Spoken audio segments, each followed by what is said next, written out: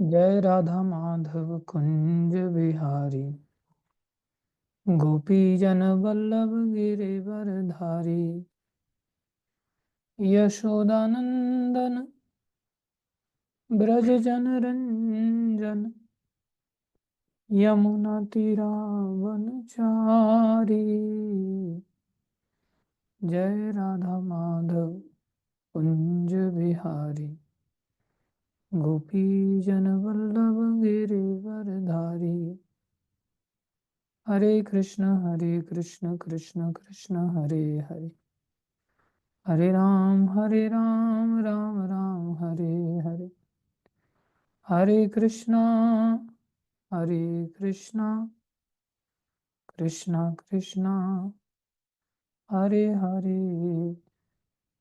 हरे राम राम राम हरे हरे। निताई गौर हरि बोल। हरि बोल हरि बोल हरि बोल। जय जय प्रभुपाद प्रभुपाद प्रभुपाद प्रभुपाद। जय जय गुरुदेव गुरुदेव गुरुदेव गुरुदेव। हरि नाम संकीर्तन महायज्ञ की जय। हरे कृष्ण महामंत्र की जय। श्री श्री राधा कांत भगवान की जय। श्री जी गौर निताई पंच तत्व की जय। श्री श्री प्रधान नरसिंह देव भगवान की जय। श्री श्री शर गोस्वामी जन की जय। शिला गुरु परंपरा की जय। जगत गुरु शिल प्रभुपाद की जय। श्री गुरु महाराज की जय। अनंत कोटि वैष्णव वृंद की जय।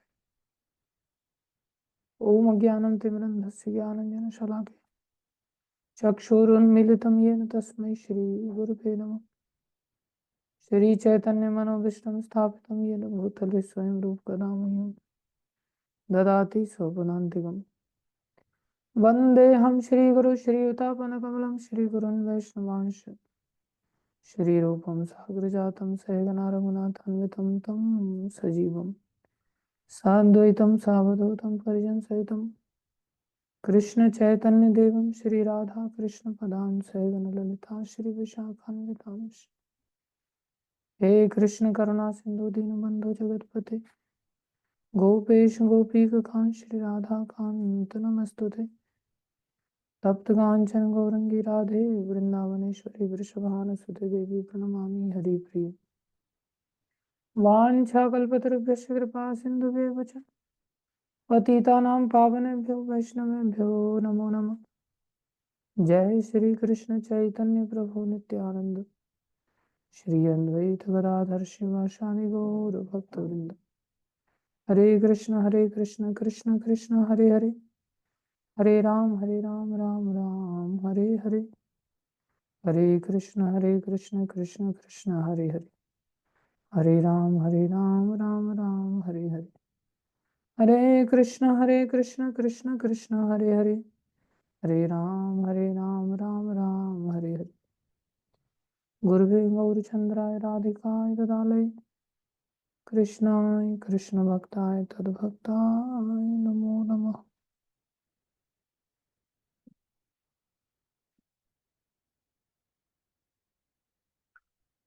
हरे कृष्ण। सभी भक्तों का हार्दिक अभिनंदन है। स्वागत है देशामृत की इस चर्चा में। देखो, किसी व्यक्ति को अगर बता दिया जाए कि भाई यहाँ पर 5 फुट गहरा खोदने पर आपको सोना मिलेगा, सोने की महिमा हम जानते हैं, तो फिर हम खोदने के लिए तत्पर हो सकते हैं। अगर हमें ये नहीं बताया जाएगा कि हमें मिलेगा क्या, तो हम नहीं खोदने जाएंगे किसी के कहने पर, फिर चाहे कोई कितना ही बड़ा क्यों न व्यक्ति हो। इतना भी सम्मान हमारा किसी के प्रति होता नहीं है कि जस्ट किसी ने कह दिया और हम खोदते चले जाएं। ऐसे निष्ठावान शिष्य बनने में देर लगती है। एक बार एक पुत्र था, वो अपने पिताजी, उसके पिताजी अच्छे भक्त थे, वैष्णव थे, तो पुत्र भी शिष्य बन सकता है पुत्र रहते हुए भी। जैसे अश्वत्थामा था, द्रोणाचार्य का शिष्य भी था और पुत्र भी था। ऐसे अर्जुन भी थे, वो पुत्र तो नहीं थे लेकिन शिष्य थे द्रोणाचार्य के। दोनों ही शिष्य हैं एक दृष्टि से देखा जाए तो। लेकिन अश्वत्थामा की तरह ये भी पुत्र था और शिष्य भी था। साथ में एक दूसरे वैष्णव भी थे, वो भी अर्जुन की तरह ही अच्छे भक्त थे। तो जैसे द्रोणाचार्य अर्जुन को ज्यादा प्रेम करते थे, ऐसे ये गुरुजी भी अपने पुत्र रूपी शिष्य को इतना प्रेम नहीं करते थे जितना कि दूसरे शिष्य को प्रेम करते थे। पुत्र को चिढ़ होती थी, मैं भी तो आप ही का शिष्य हूँ, आपका बेटा भी हूँ, आप उससे इतना ज्यादा प्रेम करते हैं, ऐसा उसमें क्या है। तो मौन रहे, उन्होंने कुछ बोला नहीं। तो शिष्य लोगों को गुरुदेव आज्ञा दे देते कई बार। तो गुरुजी ने आज्ञा दिया दोनों शिष्यों को, एक काम करो, इस कमरे के सामने एक चबूतरा बनाओ। तो बढ़िया मिट्टी फिट्टी डाल डूल करके उन्होंने ईंटों की चिनाई करके बढ़िया गोल चबूतरा बनाया। फिर गुरुजी ने बोला, अरे कुछ पसंद नहीं आया, एक काम करो तोड़ दो इसको। तो दोनों शिष्यों ने तोड़ दिया। फिर उन्होंने बताया अब ऐसे बनाओ, फिर बनाने लगे। फिर बना दिया उन्होंने। फिर गुरुजी, अरे ये भी कुछ ज्यादा खास नहीं नजर आ रहा है, तोड़ दो इसको। कई बार लोग मेरे को बहुत घूर घूर के देखते हैं इस बात को लेकर के, क्योंकि गोवर्धन में मैं कई बार कुछ काम कराता हूँ कंस्ट्रक्शन का, और फिर मैं उसे तोड़वाता हूँ तो सब भक्त लोग ऐसे तिरछी नजर से देखते हुए चले जाते हैं, प्रभु जी ने देखो सीमेंट वेस्ट कर दिया, लेबर वेस्ट कर दी। हिम्मत तो होती नहीं किसी को कुछ बोलने की, लेकिन पास में से होके गुजर जाते। फिर मैं उनको बोलता भी हूँ ना कि ईंट उठा के थोड़ी सी डाल दो भाई यहाँ पर। तो आपको तो कुछ काम धंधा है नहीं, बस तोड़ना है और फिर से वही बनाना है, फिर से उसे तोड़ देना है। टोंट मार के चले जाते हैं। या कुछ उत्तम मोहन प्रभु जैसे भक्त लोग खाली प्रणाम करके चले जाते हैं, प्रभु जी को प्रणाम है, आप बस तोड़ते रहो और बनाते रहो। खैर क्या करें, ताकत इतनी ज्यादा है नहीं कि पलट के हम भी इन भक्तों को जवाब दे सकें। इनकी संख्या ज्यादा है, हम अकेले पड़ जाते हैं, और ये लोग ताकतवर भी हैं, हम लोग थोड़ा बुढ़ापे को प्राप्त हो गए। खैर ये अनुभव में आता है। तो गुरुजी ने जब बोला तो ऐसे ही यहाँ पर भी पारा चढ़ने लग गया, लेकिन पारा पुत्र रूपी शिष्य का चढ़ने लग गया, क्योंकि वो अपना अधिकार भी कुछ ज्यादा समझता था ना। और फैमिलियरिटी ब्रेड्स कंटेमिनेशन, ऐसा भी एक समस्या पैदा हो जाता है जब अधिकार ज्यादा समझता आदमी, तो फिर उसके मन में दोष भी आ जाते हैं। तो 8-10 बार गुरुजी ने ऐसा ही करवाया, और वो फिर रखो ये फावड़ा, पता नहीं बुद्धि खराब हो गई आपकी, तो बस यहीं पर जीवन समाप्त करवा देना हमारा, इस चीज के लिए हम आपके शिष्य बने। वो छोड़ करके बेचारा जाने लग गया। और वो पहले पूछ रहा है दूसरे वाले व्यक्ति को कि भैया तेरे को दिमाग फिमाग है कि नहीं, कब तक ये तोड़ेंगे बनाएंगे। तो वो कहता है 100 बार भी बोलेंगे तो मैं 100 बार भी करता रहूंगा, मेरे को कोई फर्क नहीं पड़ रहा, मेरा काम है बात सुनना बस। तो बोले तू भी मूर्ख, गुरु का मूर्ख ही चेला बना हुआ है, तेरे अंदर भी अकल नहीं, मैं ऐसा नहीं स्वीकार कर सकता। अरे कोई मीनिंग होना चाहिए किसी भी चीज के पीछे। तो ये कहानी सुनने में तो बहुत सरल है, सहज है, और ऐसा लगता है हम होते ना तो हम भी 100 नहीं 1000 बार तोड़ते और बनाते। लेकिन उस जगह पर हमने तो देखा भाई लोगों को रहते हुए, हम खुद नहीं खरे उतर पाते तो किसी दूसरे से कैसे अपेक्षा करेंगे।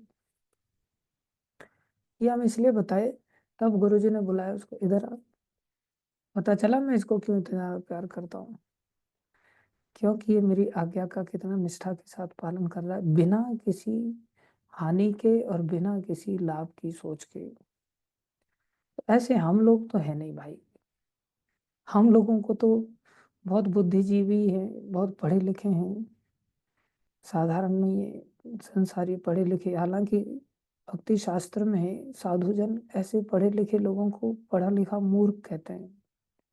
हम पढ़े लिखे मूर्ख हैं तो आसानी से तो चीजों को समझ नहीं सकते। तो हमें चीजों का महत्व समझाना पड़ता है, तो तो जैसे हम बता रहे थे कि ऐसे ही तो किसी के कहने पर हम 5 फुट खड्डा फावड़े से खोदेंगे नहीं, उसको बताना पड़ेगा कि भाई नीचे सोना मिलने वाला है।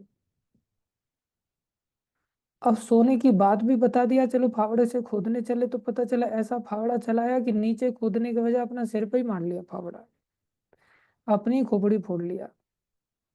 क्योंकि फावड़ा चलाना भी तो आना चाहिए ना, केवल ऐसे ही कूद पड़े फावड़ा लेकर के तो सब गड़बड़ हो जाएगा।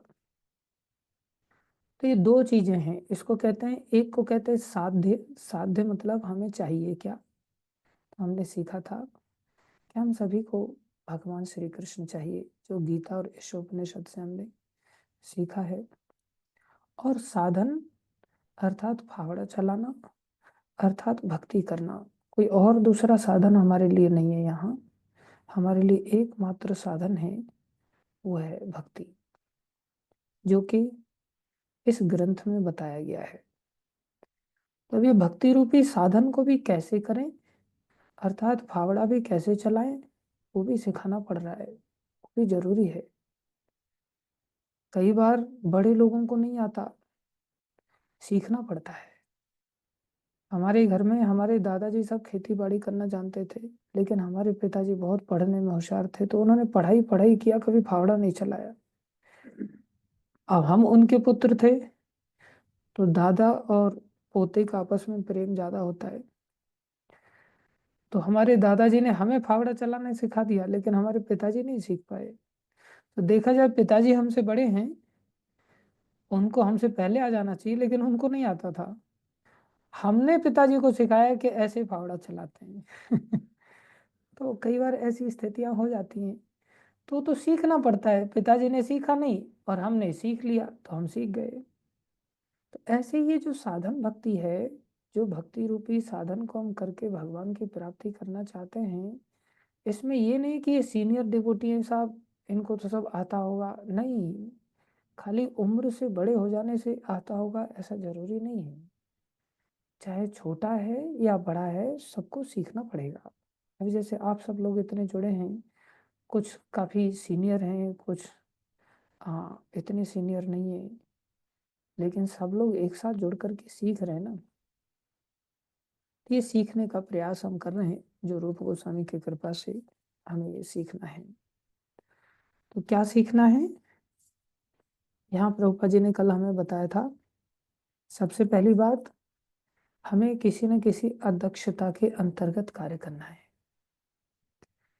स्वयं प्रभुपा जी ने भी इतना बड़ा आंदोलन खड़ा किया, और उस आंदोलन का उन्होंने पहले ही घोषणा कर दिया कि आंदोलन किसकी अध्यक्षता में है। ये अध्यक्षता है श्रील रूप गोस्वामी की, जिनको कि चैतन्य महाप्रभु ने नियुक्त किया है।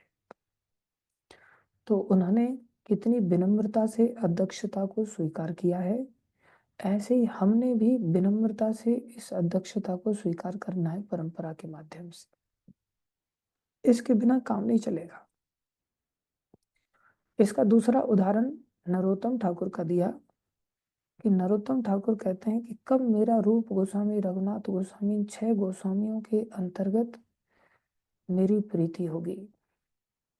दूसरे शब्दों में उन्होंने ये दर्शाया कि चैतन्य महाप्रभु का जो आंदोलन है, जो स्वयं श्री कृष्ण ही है, उनके इस आंदोलन को अगर हमें प्राप्त करना है, उनके बताए हुए रास्ते से अगर गोपियों की भक्ति प्राप्त करनी है, तो हमें 6 गोस्वामियों का आश्रय लेना पड़ेगा।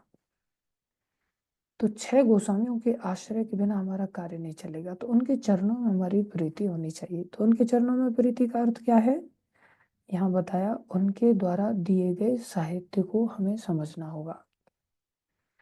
ये पुस्तक वास्तव में किसने लिखी है, ये पुस्तक लिखी है श्रील रूप गोस्वामी ने, लेकिन इसको समझने के लिए इसको पढ़ा है किसने, बोले इसको पढ़ा है भक्ति विनोद ठाकुर ने, उन्होंने भी इस पर एक्सप्लेनेशन दिया है।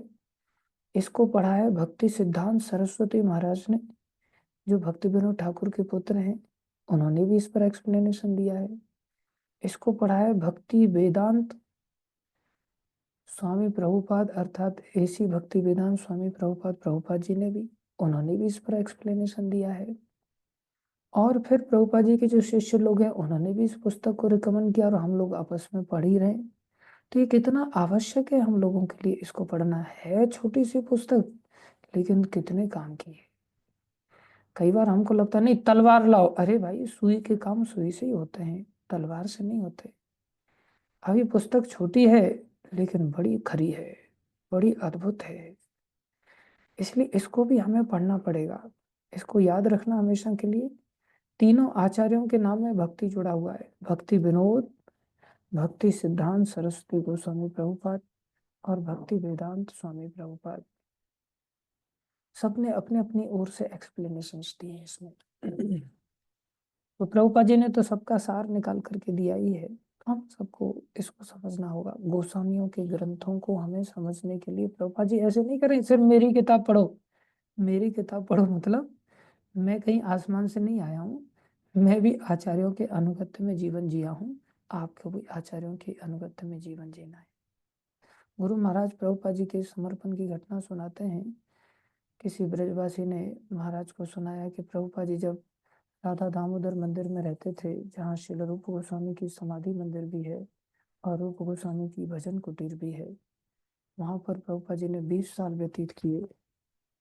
रोज सुबह में 3 बजे उठ करके गंगा यमुना जी स्नान करना, वापस आना, सर्दी हो गर्मी हो यमुना जी में स्नान करके आकर के भगवान की आराधना करना, खुद से मार्केट जा करके सब्जी वगैरह ला करके कुकिंग करना और समाधि मंदिर को, भजन कुटीर मंदिर को नित्य प्रति झाड़ू लगा करके साफ करना।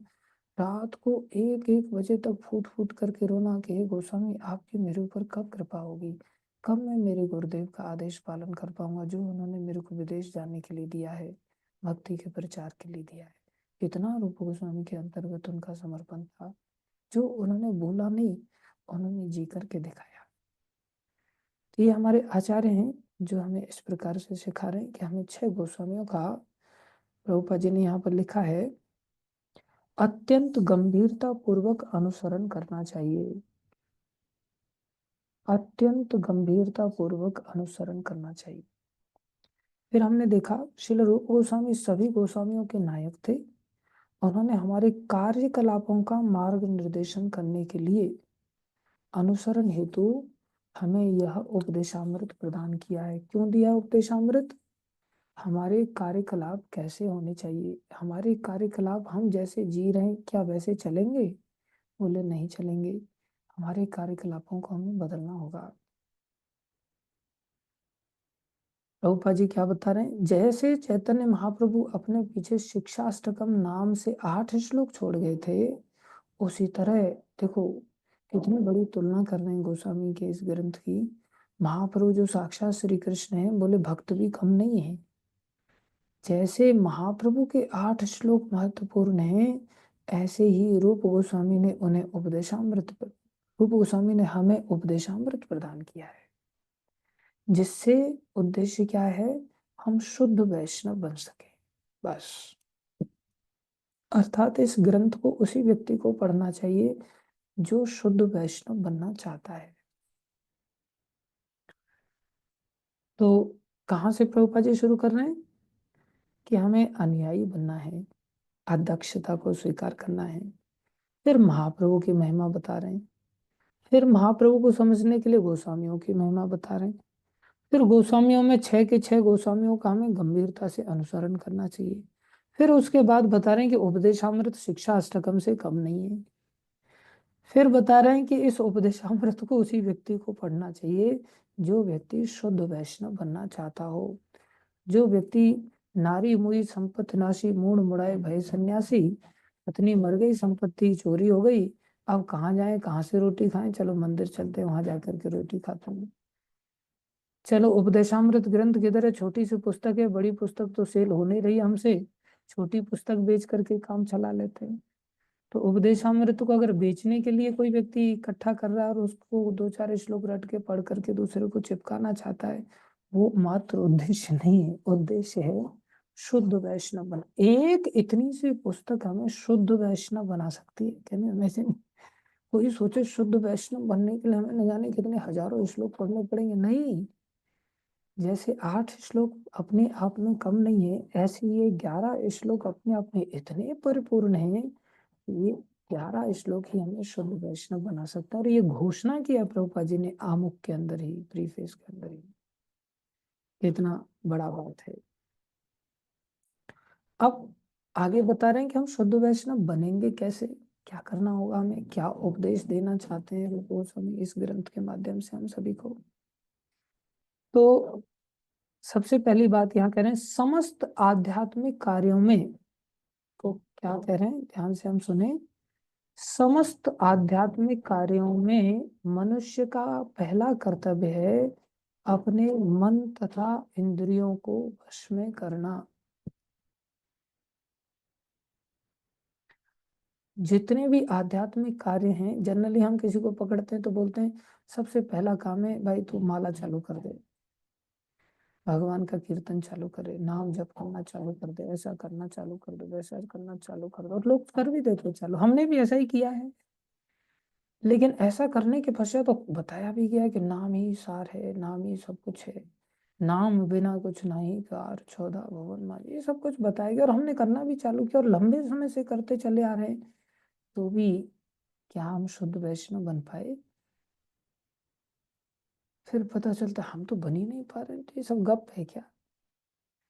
नहीं, इसीलिए उपदेशामृत आज हम पढ़ने के लिए विवश हो गए कि चक्कर क्या है, हम इतने दिन से अभी तक क्यों नहीं बन पाए। तो आज पता चल रहा है शुद्ध वैष्णव इसलिए नहीं बन पाए क्योंकि सबसे पहला काम है, मनुष्य का सबसे पहला कर्तव्य है मन तथा इंद्रियों को वश में करना। क्योंकि ये बहुत बड़ा मुद्दा है। इसके कारण क्या होता है ना, हम वैष्णव बनने जाते हैं नाम की दया से, कथा की दया से, सब चीज जितने भी आध्यात्मिक हमारे कार्य हैं, एकादशी आदि, तुलसी सेवा आदि, कथा श्रवण आदि, भक्तों की सेवा, भगवान की सेवा, डीटी वर्शिप, बुक डिस्ट्रीब्यूशन, संकीर्तन, प्रचार प्रसार, कितना सब कुछ कार्य हैं भक्ति के, देखा इतना सब करने के पश्चात, इतना ही नहीं, अपने लिए ही नहीं, दूसरों के लिए भी यात्राएं ऑर्गेनाइज करते हैं। कोई धाम छोड़ा नहीं होगा अपने यात्रा का। मैंने तो कोई फिर भी यात्रा इतना ऑर्गेनाइज करने के पश्चात शुद्ध भक्त को किसी को बनते हुए देखा नहीं। केवल उत्तम मोहन प्रभु हमारे बन गए, उन्होंने दूसरों के जीवन के लिए बहुत कल्याण का कार्य किया। लेकिन बाकी मेरे जैसे लोग तो नहीं बन पाए। तो इतना सब कुछ दूसरों के लिए भला कर रहे हैं, सब कुछ अपना भी कर रहे हैं, दूसरों के लिए भी कर रहे हैं, तो भी नहीं बन पाए। क्या कारण है इसके पीछे? बोले हम लेने तो दूध गए थे और खूब दूध डाला कमंडल के अंदर, लेकिन नीचे उस कमंडल के डिब्बे में छेद थे। तो ढक्कन तो मुंह का ऊपर का चौड़ा था जिसमें ज्यादा मात्रा में दूध आ सकता है, लेकिन छेद बहुत छोटे छोटे से थे। लेकिन समस्या क्या थी, डालने की जो फ्रीक्वेंसी है वो तो थोड़ी देर के लिए होती है, लेकिन निकलने की फ्रीक्वेंसी कंटिन्यूअस बनी रहती है। तो वहां से सारा का सारा दूध रिस जाता है, पता ही नहीं चलता उसमें। कई बार तो छेद इतने बारीक होते हैं कि हमें पता ही नहीं चलता, दिखता ही नहीं कि छेद है। वो तो डालने के बाद पता चल, अरे यहाँ से टपक रहा है, यहाँ से टपक रहा है, ये मटका वापस करके आओ, कहाँ से उठा करके लेके आओ। तो ऐसे ही हमें पता ही नहीं चलता। तो रूप गोस्वामी देख करके बता रहे हैं कि छेद किधर है भाई, पहले इसको बंद कर। कोई व्यक्ति से अरे छोटा सा ही तो छेद है, बाद में बंद कर देंगे, पहले दूध लेके आ जाता हो। मूर्ख है वो। सबसे पहला काम है कि उसको छेद बंद करना पड़ेगा। हालांकि छेद बंद करना दूध का ग्रहण नहीं है, ध्यान दें, छेद बंद करना दूध का ग्रहण कार्य नहीं है, लेकिन बिना छेद बंद किए दूध ग्रहण होगा भी नहीं। दूसरे शब्दों में, कोई अगर शराबी व्यक्ति है और शराब पी करके गटर में पड़ा हुआ है और उसको हम सोचे कि हाँ भाई इसको सोबर आदमी बनाओ, तो क्या करें? बोले सबसे पहला काम इसको बाहर निकाल करके नहलाओ धुलाओ, कोट पैंट पहनाओ बढ़िया, और इसको शैम्पू वगैरह लगा के तेल वेल लगा करके इसको, हाँ बन गया सोबर। क्या वो बन गया सोबर? सबसे पहला काम है उसको सोबर व्यक्ति बनाना है, तो उसको पहले बोले शराब छुड़ाओ उसको, पहले भाई शराब छोड़ दे। शराब तो छोड़ना ही पड़ेगा। तो हमारे जीवन में कई बार इतनी भी ताकत नहीं होती कि हम शराब छोड़ सकें। उसके लिए हम दूसरी अच्छी आदत लगाने का प्रयास करते हैं। जैसे हम हरि नाम वगैरह ले रहे हैं, तो हरि नाम एक अच्छी आदत है, और जो अनर्थ है वो गंदी आदत है। तो हमारे अंदर खुद के अंदर इतनी ताकत नहीं कि हम अनर्थों को निकाल सकें। उस स्थिति में हम हरिनाम लेना चालू करते हैं जिसकी ताकत से पहले अनर्थ निकलते हैं।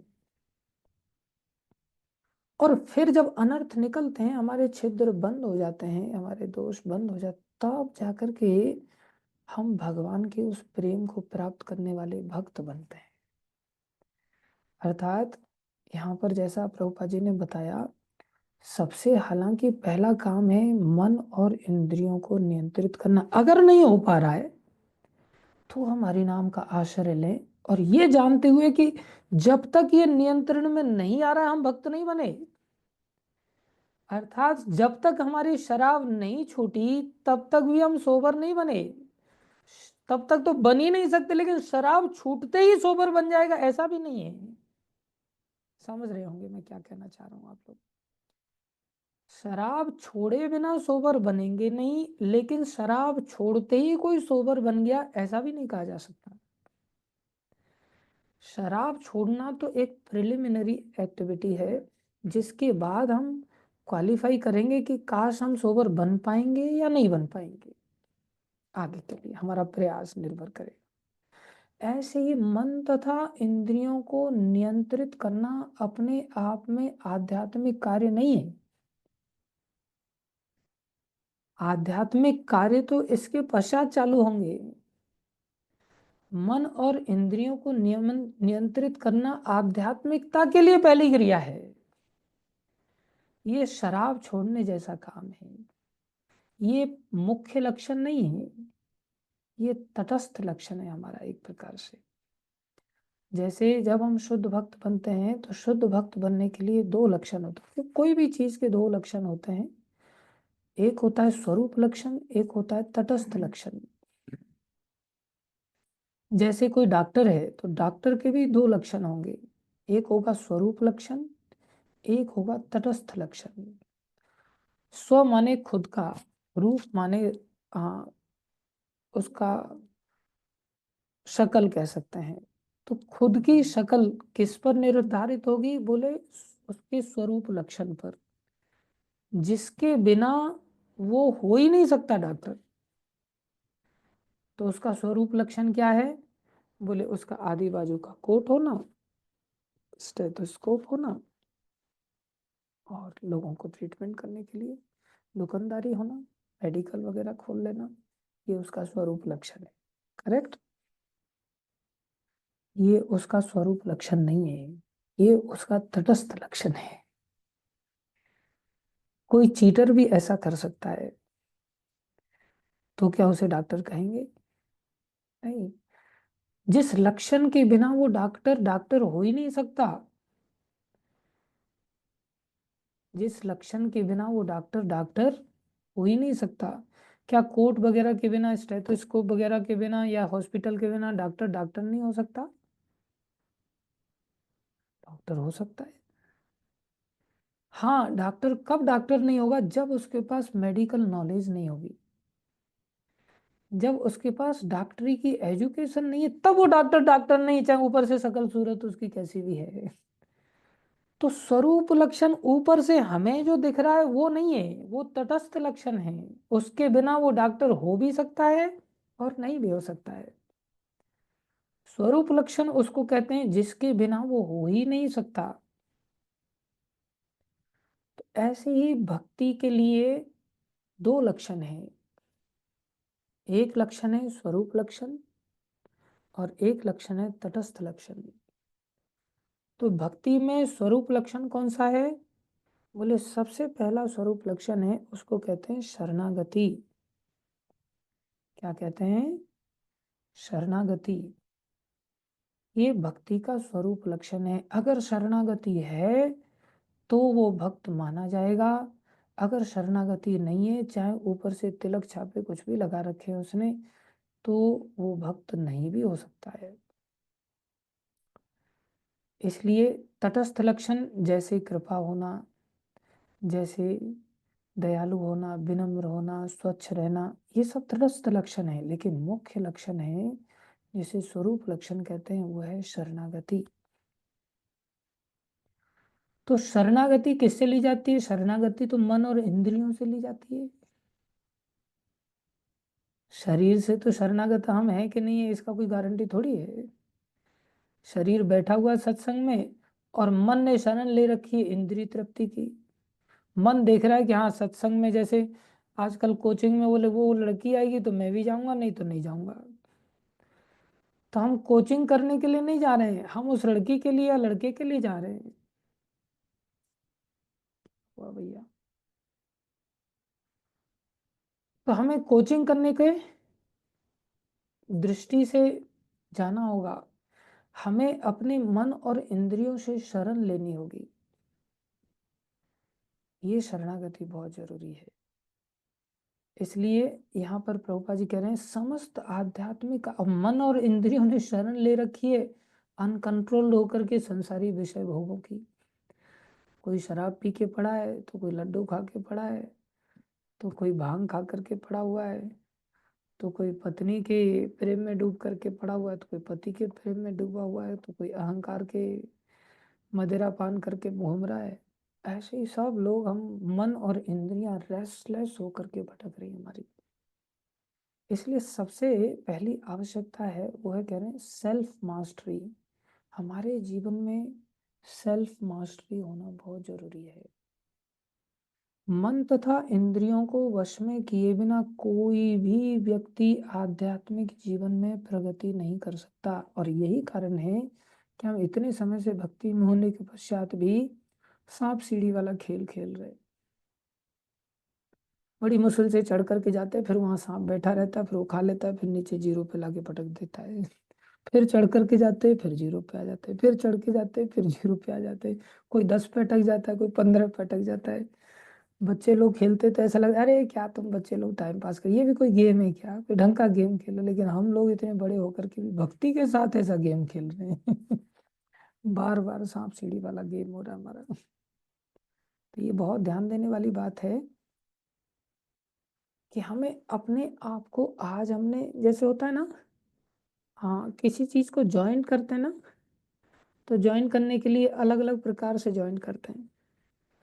कोई नट बोल्ट से ज्वाइन करता है, कोई फेविक्विक वगैरह से ज्वाइन करता है। तो फेविक्विक से अच्छा है कि कोई नट बोल्ट से ज्वाइन करे, उससे भी अच्छा है कि कोई वेल्डिंग मार दे, उससे भी अच्छा है कि रिवेट मार दे। वेल्डिंग के जैसा ही खतरनाक होता है वो, दोनों साइड से ठोक देते हो उस कील को, तो इधर से भी वो, फिर उसको नट बोल्ट की तरह आप खोल भी नहीं सकते। तो संसार में हम लोगों ने क्या किया है, मन और इंद्रियों को संसार के विषयों के साथ रिवेटेड कर दिया, पूरी तरह से फिक्स कर दिया, ठोक ठाक करके, कोई हटा ही नहीं सकता इसको। वो तो कलयुग की धन्य है कि यहाँ पर डाइवर्स का समस्या चालू हो गया, जो रिवेट खोल दिया कोर्ट वगैरह के द्वारा, तलाक का सिस्टम चालू हो गया। हमारे शास्त्रों में हालांकि तलाक का सिस्टम नहीं है, लेकिन हम लोग एक दूसरे के शरीरों के साथ इतने आसक्त हो जाते हैं, जबकि ये भूल जाते हैं कि भाई हम ये शरीर नहीं है, हम आत्मा हैं। और आत्मा और शरीर दो विपरीत चेतना की एंटिटीज हैं। आत्माएं सत चित आनंद से बनी हुई, और शरीर है असत अचित और निरानंद से बना हुआ।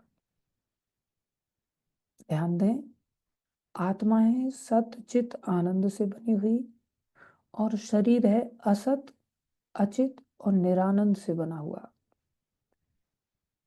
तो आइडियली तो असत अचित और निरानंद में, अर्थात शरीर में आनंद तो हो ही नहीं सकता, सुख तो हो ही नहीं सकता। लेकिन हमारी मूर्खता के कारण हमने अपने मन और इंद्रियों को इस शरीर में चिपका दिया, जबकि शरीर से छूटने का प्रयास करना चाहिए कि इस पिंजरे से मैं कब बाहर निकलूंगा। इसमें तो आनंद है ही नहीं, न शरीर की आंखों के रूप में आनंद है, न शरीर की नासिका की गंध में आनंद है, न शरीर की जीवा के स्वाद में आनंद है। लेकिन हमने खुद के लिए भी कितना चिपका दिया अपने आप को, शरीर में ही हम खुद चिपक गए। और ना केवल अपने शरीर में चिपक करके सीमित हैं, दूसरे के शरीर से भी कितने चिपके हुए हैं, दूसरे के शरीर में भी कितना आकर्षण है। और ये शारीरिक आकर्षण केवल मनुष्य में ही नहीं है, सब शरीरों में है। अभी मच्छर ऐसा नहीं कि मिस इंडिया की ओर आकर्षित हो जाए, मच्छर मच्छरी की ओर ही आकर्षित होगा, वहां उसका आकर्षण है। तो संसार में हर जगह अपोजिट सेक्स है, हर जगह मेल फीमेल हैं, वृक्षों में भी मेल फीमेल है, वृक्ष हैं, लताएं हैं, वहां भी ऐसा आकर्षण है। और वहां आकर्षण बना करके वो लोग अपनी अपनी कॉलोनीज भी बनाते हैं और वहां अपना अपना फ्लैट भी बुक कर लेते हैं वो लोग।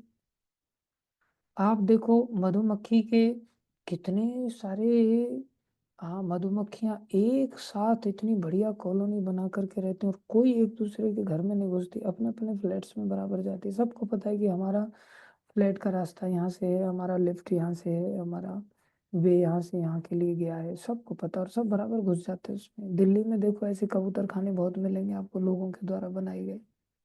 और लोग सोचते हैं हमारे पास यहाँ फ्लैट है, हमारे पास वहाँ फ्लैट है, तो कौन सा बड़ा काम, तीर मार लिया। ये तो सभी जानवर कर लेते हैं। कई सारे पक्षी भी इतने सुंदर सुंदर घोंसले बना लेते हैं कि दूसरों को पता लगता है कि यहाँ दरवाजा है, लेकिन वहाँ दरवाजा होता ही नहीं, दूसरी जगह से दरवाजा होता है। जैसे मैदानव ने इंद्रप्रस्थ को बनाया था, तो दुर्योधन आश्चर्य में पड़ गया, जहाँ दरवाजा नहीं था वहां दरवाजा दिखता था, और जहाँ दरवाजा था वहां दीवार दिखती थी। तो ऐसे तो पक्षी भी कर लेते हैं। ऐसी मायावी शक्ति तो पक्षियों के पास भी है।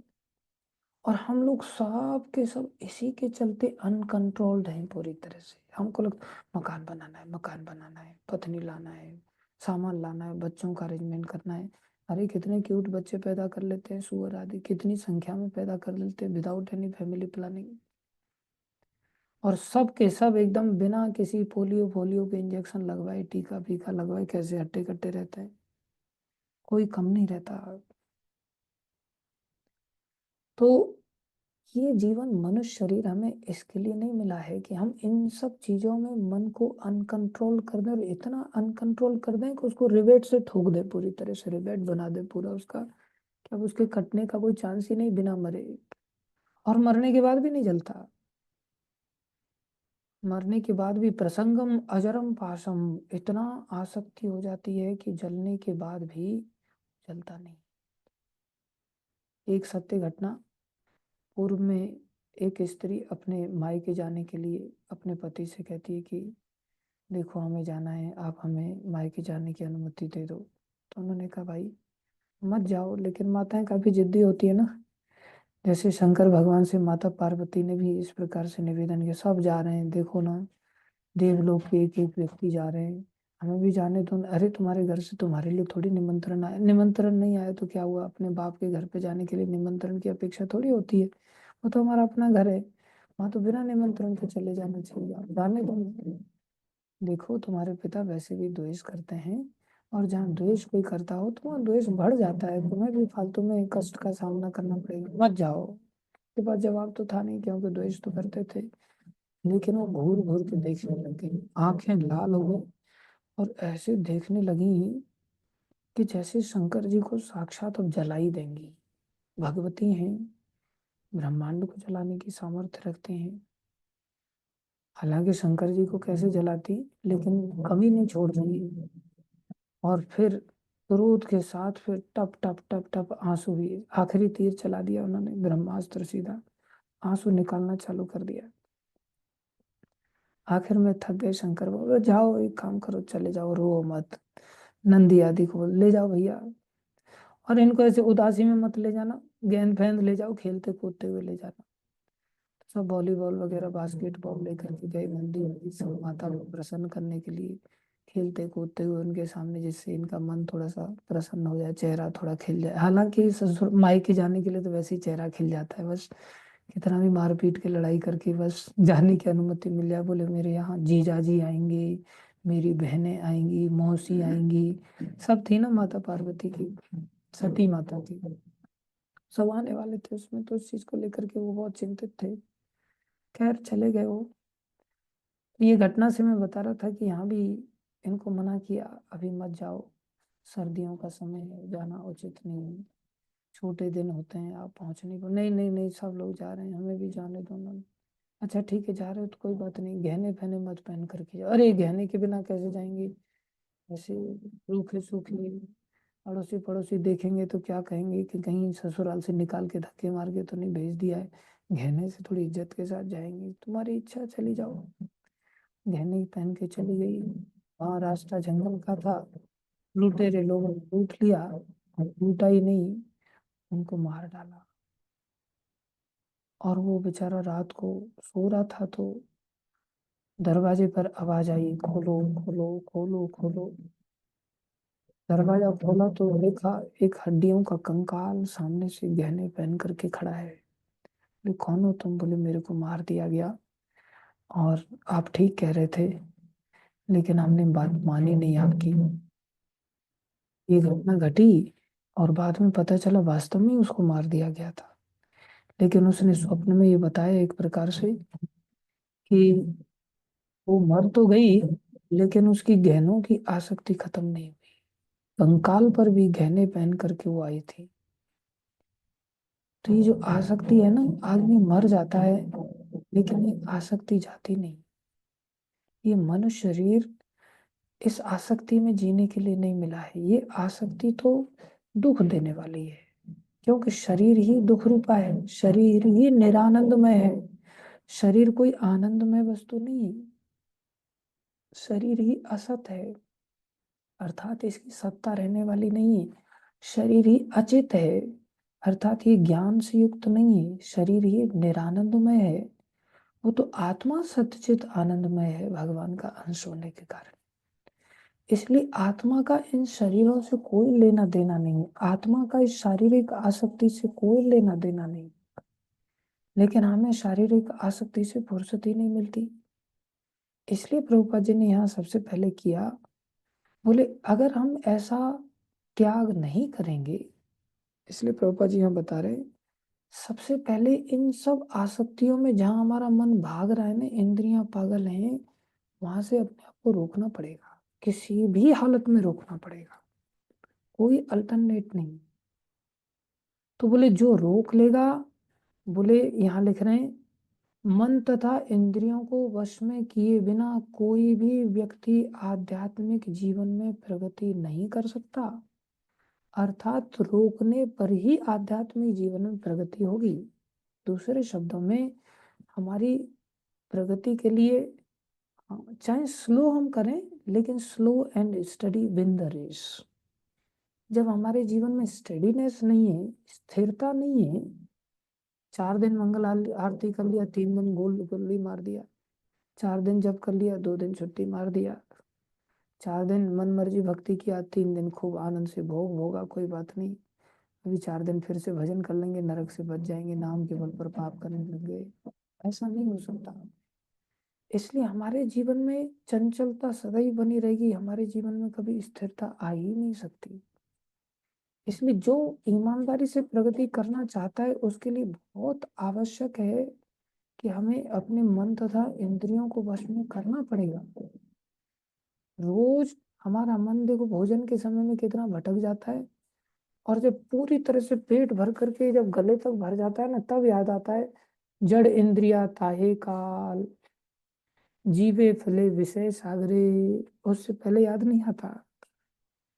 उससे पहले याद जब एसिडिटी बढ़ जाती है, ऊपर भी डकार मारने की जगह नहीं होती, नीचे से भी हवा नहीं निकल पाती, तो बहुत परेशान हो जाते हैं। फिर सोचते हैं ऊर्ध्वम गच्छन्ति डक्कारः अधो गच्छन्ति वायवः, कुछ रास्ता नहीं निकल रहा है, अब क्या करें। फिर इधर उधर लाओ भाई, इनो लाओ, स्प्राइट लाओ, लिम्का लाओ, ये लाओ, ढिमका लाओ।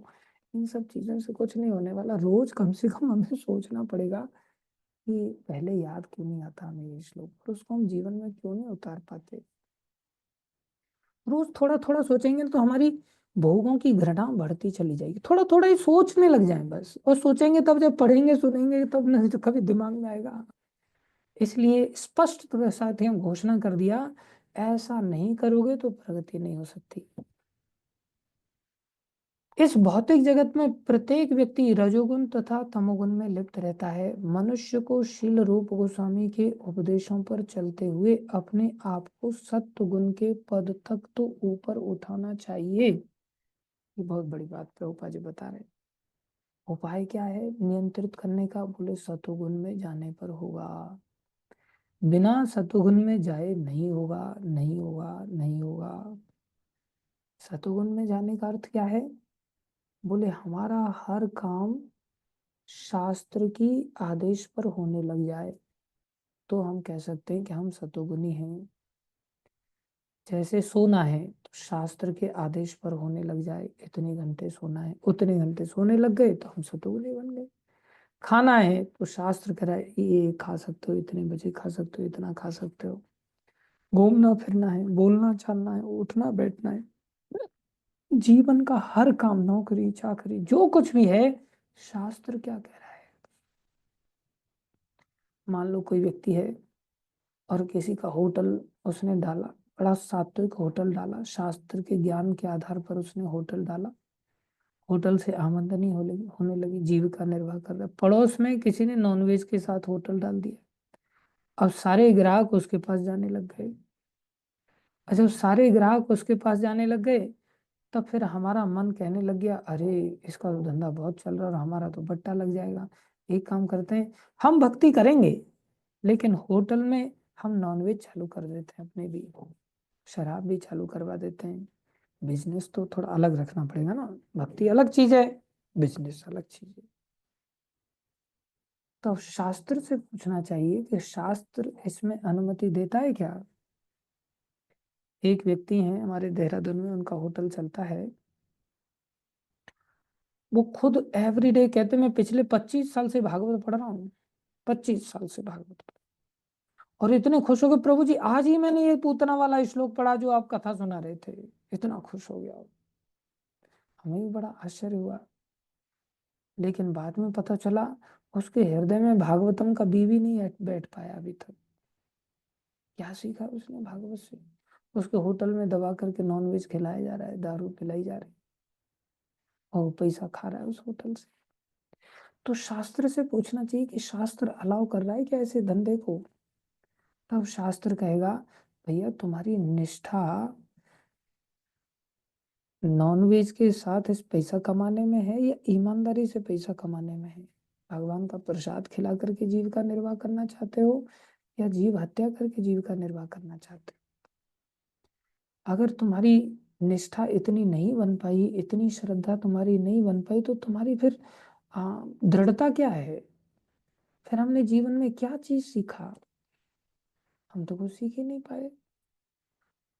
अगर हम दृढ़ता के साथ उसको चलाते चलते हैं तो आप देखेंगे ये नॉनवेज वगैरह या उल्टा सीधा जो पैसा कमाया जाता है, ज्यादा दिन के नहीं धंधे होते हैं, थोड़े समय के बाद ये सब धंधे चौपट हो जाते हैं और छापा पड़ जाता है और सब सील वील हो जाते हैं और सब जेल की हवा खाते हैं आगे चल करके। और वो बेचारा जो बिना नॉनवेज आदि के जो सिद्धांत के साथ शास्त्र की आज्ञा में जो जीवन जी रहे थे, उससे ही आखिर में बड़ी शांति से जीविका का निर्वाह होता है। और जो उल्टे सीधे काम करते हो वैसे भी अपने आप में अशांत रहते, कभी उनको शांति नहीं मिल पाती। तो लॉन्ग रन पे हमें चीजों को देखना चाहिए, हम शॉर्ट रन पर देखने लग जाते हैं। तो हर चीज हमारे जीवन की क्या शास्त्र के अनुसार हो रही है। अगर शास्त्र के अनुसार, गुरु साधु शास्त्र के अनुसार हो रही तो हम सतोगुनी हैं। अगर हमारी इच्छा के अनुसार हम कार्य कर रहे हैं सारे तो हम रजोगुनी हैं। और हमारी इच्छा भी नहीं है, कोई प्रॉपर इच्छा को लेकर के भी प्लान नहीं है, हम ऐसे ही ऊट पटांग तरीके से बस पड़े हुए हैं, कभी कुछ हो जाता है तो कर लेते हैं, नहीं हो रहा है तो नहीं हो रहे हैं, दारू पी लिया, भांग खा लिया, उल्टे सीधे ड्रग एडिक्शन जीवन में लग गए, अर्थात हम घोर तमोगुनी हैं। तो तमोगुनी रजोगुनी व्यक्ति के लिए इस मार्ग में स्थान वैसा नहीं है। उस व्यक्ति को अगर अपने मन और इंद्रियों को संयमित करना है तो उपाय बता रहे हैं, हमें सतोगुनी बनना पड़ेगा। बिना सतोगुनी के हम लोग नहीं आगे बढ़ सकते। अगर कोई कहे ऐसे कैसे नहीं हो सकता, ऐसे ऐसे नहीं हो सकता कि एक ओर से तो हम चूल्हे में आग लगाने का प्रयास कर रहे हैं माचिस की तीली आदि से, और दूसरी ओर मग से पानी डाल रहे हैं उस पे, तो कैसे आग जलेगी भाई। एक हाथ से आग लगाना चाह रहे हो और दूसरे हाथ से आग को बुझाना चाह रहे हो, तो आग कभी जल पाएगी, कभी नहीं जल सकती। तो भगवत अनुभूति हमें कभी नहीं हो सकती। भगवत अनुभूति जब तक नहीं होगी जब तक भक्ति की आग नहीं लगेगी, और भक्ति की आग इन विषय की क्रियाओं से बुझ जाती। इसलिए भक्ति विनोद ठाकुर कहते हैं कि उस व्यक्ति का चप्पू मारने का क्या महत्व है जिसने अपनी नाव का किनारे से एंकर ही नहीं खोला है। तो एंकर ना खोलने पर उसको चप्पू मारे जा रहे, मारे जा रहे, मीनिंगलेस क्रिया है। दिखाई तो दे रहा है चप्पू मारना, लेकिन फायदा क्या है। सुबह तो प्रभुपाद जी इस घटना को सुनाते हैं, बंगाल की घटना है। बोले ऐसी एक शादी में भक्त लोग जा रहे थे, तो रात को बैठे और सारी रात चप्पू मारते रहे। सुबह देखा कि अरे ये तो वही जैसी जगह लग रही जहां से हम चले थे, इनका शहर कैसे बदल गया। शहर नहीं बदला, तुम शहर में घुसे ही नहीं, तुम उसी जगह पे खड़े हो जहां से चले थे। तो भक्त विनोद ठाकुर इस बात को समझाते हैं, इसके कारण क्या होता है ना, हमारा हृदय गंदा बना रहता है। और जब हमारा हृदय गंदा बना रहता है, हृदय साफ होता ही नहीं, तो हृदय से जो भगवान की आवाज आती है कि ये करो, ये मत करो, वो हमें क्लियरली सुनाई नहीं देती। और फिर हम उस आवाज को जब सुन ही नहीं पाएंगे, तो उस आवाज से परमात्मा जो हमें गाइड कर रहे हैं हमारे हृदय में बैठ करके, हम उस पर चलेंगे कैसे। वो जब तक स्पष्ट तक है नहीं कर सकते ऐसा, तो एकदम से हाँ बाबा नहीं करें। अंदर से जितनी स्ट्रोंग आवाज आएगी, जितनी स्पष्ट आवाज आएगी, हम वैसा ही करेंगे। आज हमारा मन से आवाज आती है, लेकिन भगवान की आवाज को हम ढक देते हैं गंदे मन के कारण। गंदे मन की आवाज बड़ी स्ट्रांग है, लेकिन भगवान की आवाज को ये गंदा मन दबा देता है। होना क्या चाहिए, इस गंदे मन को हमें शुद्ध करना है, जिससे ये ट्यून अप हो जाए भगवान की आवाज के साथ। क्योंकि पहले तो मन ही आता है। हमारा जो सूक्ष्म शरीर है उसमें आ, अहंकार, उसके बाद बुद्धि, उसके बाद मन, उसके बाद चित्त, उसके बाद आत्मा, उसके बाद परमात्मा।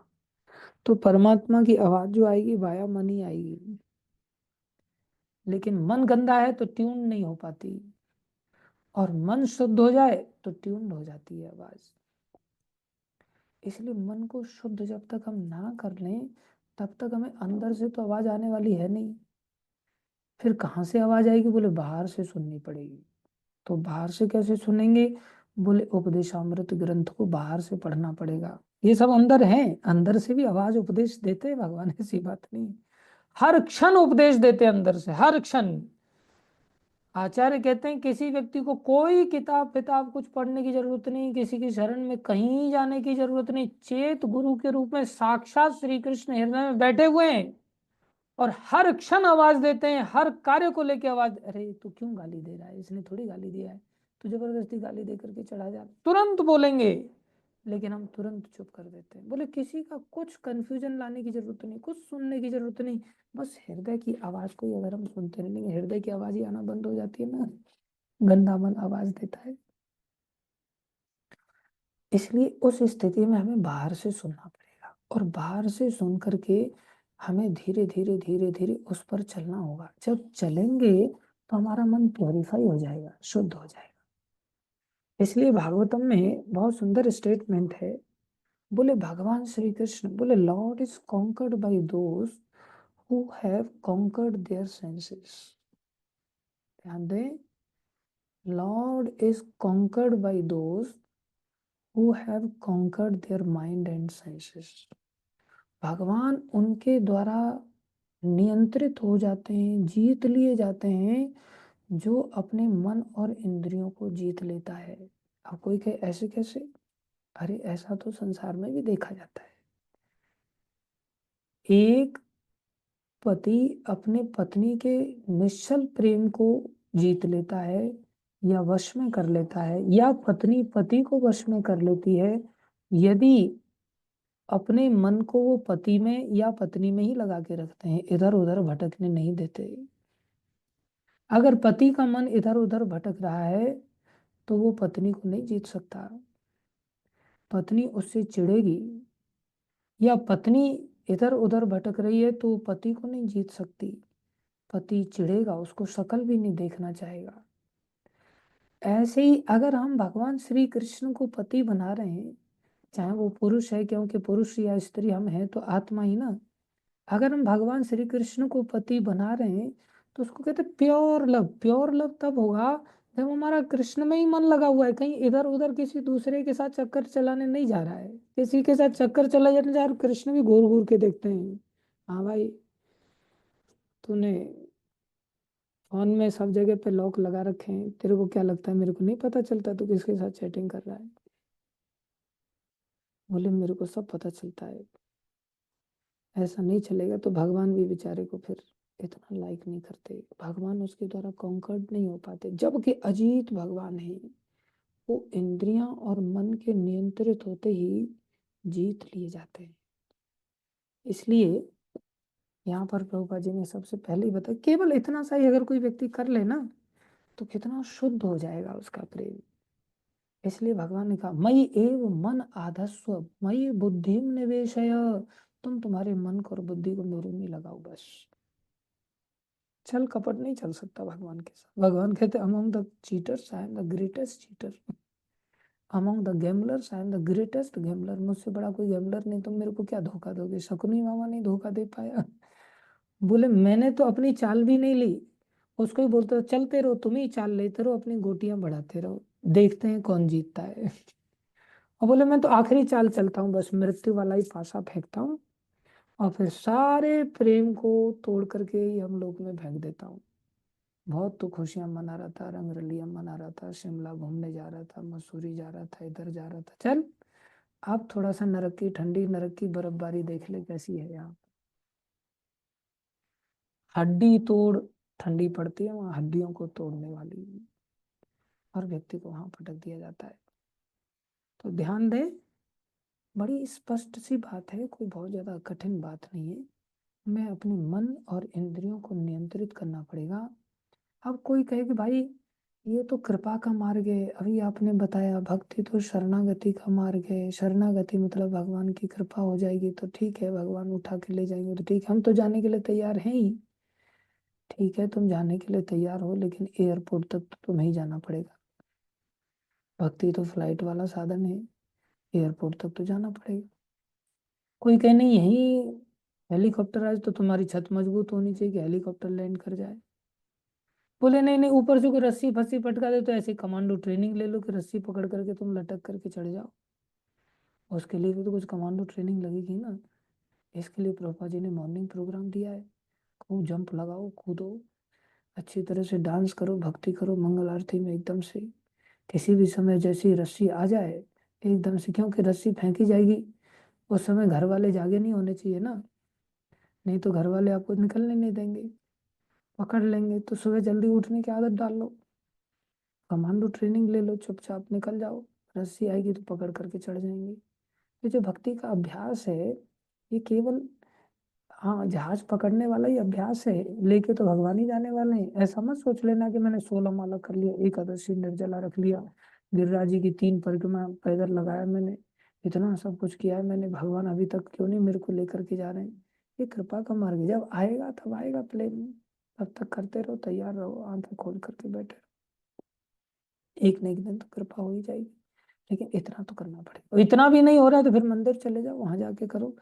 वहां आपको सोने नहीं दिया जाएगा, जीना हराम कर दिया जाएगा मंदिर में, जबरदस्ती उठा उठा करके पानी डाल करके उठाएंगे। इसके चलते तो रघुपति प्रभु आने का नाम नहीं लेता, चालाक है बहुत। लेकिन ऐसी चालाकी को चूल्हे में डाल देना चाहिए, ऐसी चालाकी से जीवन को व्यर्थ नहीं गंवाना चाहिए। कोई प्रश्न पूछ रहा मोटा व्यक्ति रस्सी कैसे पकड़ेगा? ओ, ये बात तो गंभीर मुद्दा है। चिंता मत करो, मोटे व्यक्ति के लिए 4 रस्सियां फेंकी जाएंगी, हाथ पैर सब बांध लेगा वो तो इकट्ठा खींच लेंगे उसको, कोई चिंता की बात नहीं। इसलिए यहाँ पर स्पष्टता के साथ कह दिया, सतोगुण के ऊपर, पद तक ऊपर उठना, तभी आगे उन्नति करने के लिए प्रत्येक रहस्य स्पष्ट हो जाएगा, प्रत्येक रहस्य स्पष्ट हो जाएगा। रहस्य स्पष्ट होने का मतलब क्या है? रहस्य मतलब हृदय से हर चीज सामने आने लग जाएगी, हृदय से आवाज आने लग जाएगी, ये मत करो, ये ठीक नहीं, ये कर लो, ये ठीक है। कहीं किसी के पास हाथ दिखाने जाना नहीं पड़ेगा कि मेरे हाथ में देखना भैया क्या क्या लिखा है।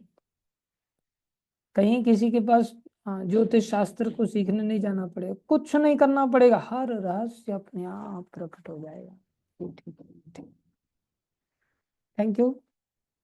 हाँ एक पैराग्राफ और बचा है, उसको कल के दिन कंप्लीट करेंगे और फिर हम मंडे से आगे बढ़ेंगे, और संडे को आपके इस आमुख का भी टेस्ट होगा। आप लोग उस तैयारी के साथ इसको अच्छी तरह से पढ़ते हुए चलें, एग्जाम्पल्स को भी आप नोट डाउन करते हुए चलें। शिला प्रभुपाद की जय, श्री गुरु महाराज की जय, अनंत कोटि वैष्णव वृंद की जय, आप सब भक्तों की जय। हरे कृष्ण।